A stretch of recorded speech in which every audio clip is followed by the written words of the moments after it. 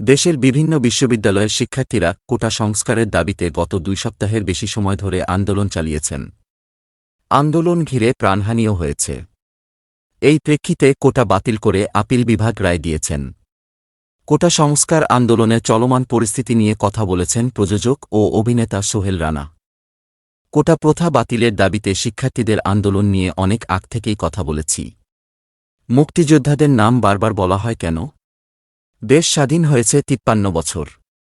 তার সঙ্গে যদি আরও 12 বছর যোগ করা হয় তাহলে ওই সময়ের একজন মুক্তিযোদ্ধার বয়স হয় 65। এ বয়সে কেউ আর চেষ্টা করেন না বা স্কুল কলেজে ভর্তি হন না। তাদের সন্তানদের বাবার কারণে কোটা সিস্টেমে চাকরি ও ভর্তি হতে হবে, এটা মুক্তিযোদ্ধাদের অপমান করার শামিল। এ নিয়ে আন্দোলন সংগ্রাম ও ভাঙচুর অনেক হয়েছে।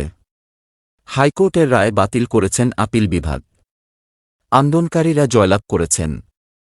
আদালতের রায়ে এটি প্রমাণিত হয়েছে। আন্দোলনকালে তাদের নামে যে মামলা হয়েছে সেটি এখন তুলে নেওয়া উচিত।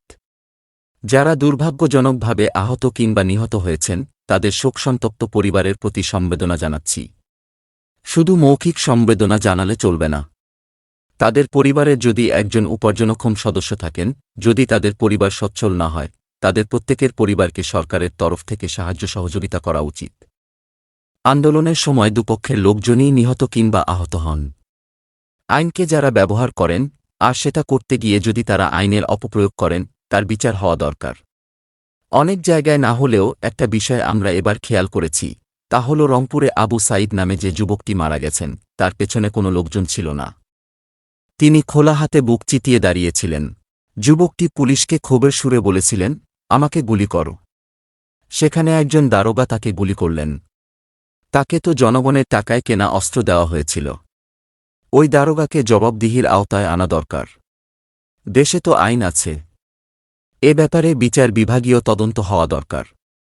সে তদন্তে যারা প্রমাণিত হবে তাদের আইনের আওতায় আনা দরকার। সাইদের বিষয়টি তদন্ত করার কিছু নেই। এটি তো প্রকাশ্যে হয়েছে। গত কয়েকদিন ধরে ইন্টারনেট নেই। জনগণ দুর্ভোগ পোহাচ্ছে। শুনেছি মেইন জায়গা থেকে লাইন বিচ্ছিন্ন হয়েছে। আশা করছি 2-1 দিনের মধ্যে দুর্ভোগ শেষ হয়ে যাবে।